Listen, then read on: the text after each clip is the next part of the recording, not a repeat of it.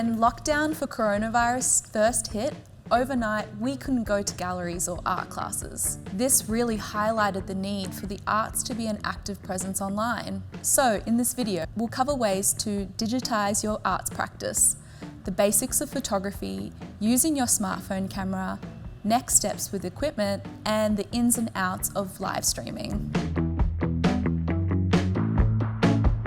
If you're digitizing your art, it's vital you capture good, sharp images. Especially if you're selling your work online. They should really bring your work to life and showcase it in the best possible light. So here are some tips for capturing great images. Take high-resolution photos and keep your subjects in focus. Yes, that sounds obvious, but it's important your images capture all the relevant details in clear, sharp images. People will be looking at them on various screen sizes, so they have to look as good on a large monitor and on a smartphone. Lighting. Natural light is much more appealing than smartphone flashes. Set up your shots by a window or even outside. Avoid shooting in direct sun, as it can cause a strong glare on your work or create shadows.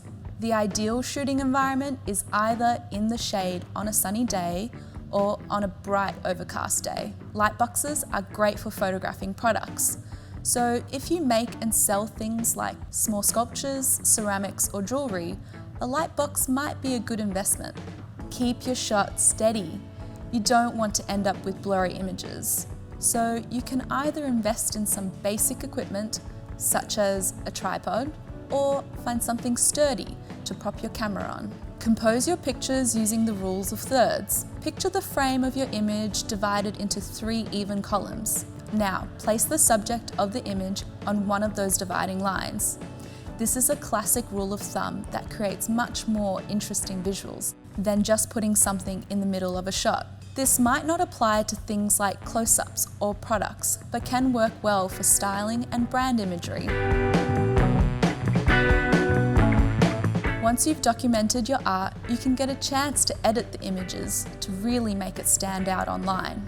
Cropping is cutting out the areas of your photo that you don't want anymore. So if you've documented your painting on a wall, you can crop down your photo to just feature the artwork.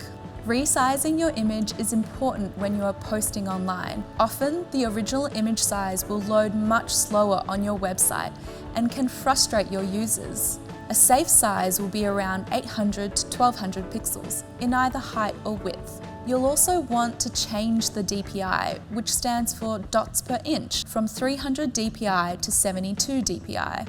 This is the best for most screens. Most smartphones today come with high-performance cameras built in. You can use them to digitize your art online anywhere, almost anyhow. On social media, there's no denying the importance of great images. So here's how to optimize your images and videos just with your phone.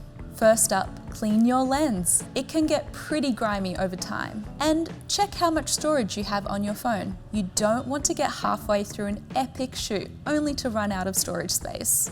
Get to know your camera modes. Depending on the model you have and the operating system you're running, smartphones can come with various modes, such as portrait, square, and panoramic, as well as video modes like slow motion and time-lapse. As the name suggests, portrait mode is ideal for portraits and adds some sheen to a headshot. Square is ideal for Instagram format, and panorama works well for broad banner shots for a website. Choose the high definition function if you want higher contrast.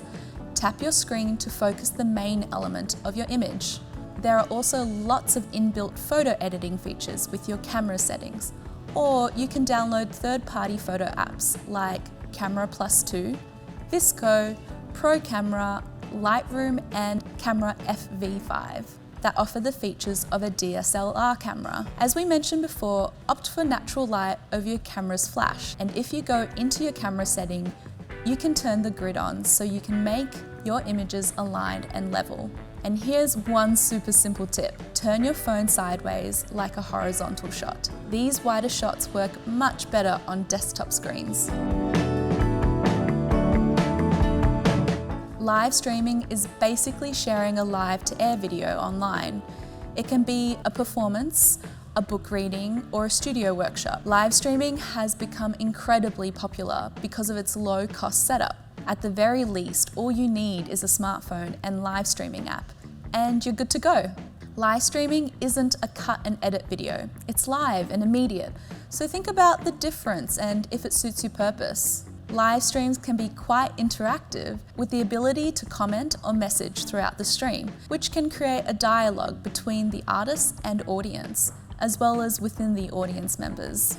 Using platforms like Zoom or YouTube gives you the option of making these live streams public or private. If you ever want to live stream with a more polished result, some digital cameras and GoPros have the capability, or you could consider investing in a video camera. There are entry-level models that will add a more professional look, or you could go for a wall-mounted PTZ, which stands for Point Tilt Zoom, that you control with a remote. For now, we'll look at live streaming from a mobile device. So what do you need to start live streaming? Start with a smartphone, laptop, or tablet, a tripod, an external microphone, a good internet connection, a live streaming app. Some of the most popular streaming apps include Facebook Live, Instagram Live, YouTube Live, Periscope, TikTok, Boxcast, and Twitch. When you've decided what you want to live stream, set up your phone on a tripod and attach the mic. Most internal mics aren't good enough for broadcasting. And just as with photography, make sure you have plenty of good light. Now decide where you want to send this live stream. You can stream it to your website or any of those streaming platforms. Not all streaming apps are free. The most expensive ones come with excellent features, including analytics. If you want to send it via Facebook Live, open the Facebook app and stream from there. If you want to stream it live to Twitter, use the Periscope app. There are apps like Boxcast Broadcaster that can live stream to multiple platforms at once. Send it to the platforms where you have the most followers. Here are some extra live streaming points to remember. If you're broadcasting alone, remember that you won't be able to zoom in on a shot. If you need more coverage, ask a friend to help and set up a second camera. If you've recorded your live stream, think about where and whether you want to store it online afterwards. If you stream to Facebook Live or YouTube directly, they own that content. So now you know how to take your work out of the studio and onto the web. You can host virtual exhibitions, run workshops, and showcase your work for sale.